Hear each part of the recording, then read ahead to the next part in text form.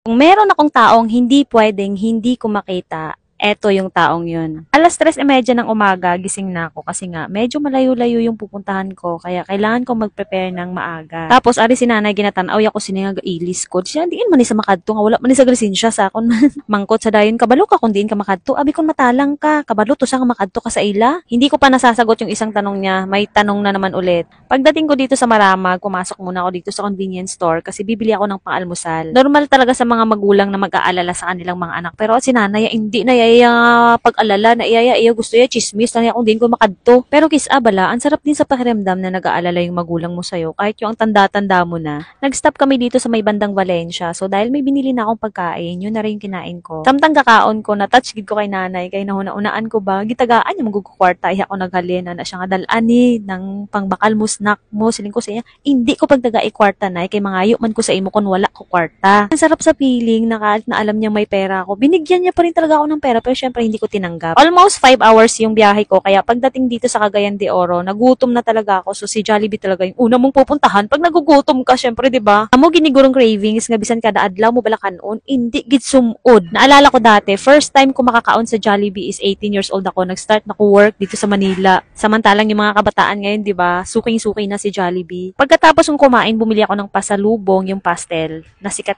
dito sa Cagayan de Oro. Ito yung pastel, para siyang tinapay na may palaman na yema sa loob. Ay, wala man nagbilog, ma'am. Ato sa uy, hi na lang sa hi. Hi! Lagi ni taga San Miguel, taga Kuya day ko.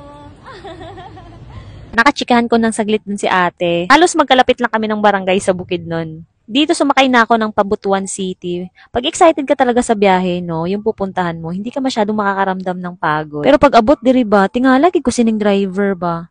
Tanawa lang gud na siya, oh. Ang toothpick bitaw kay ara sa iya nga buhok.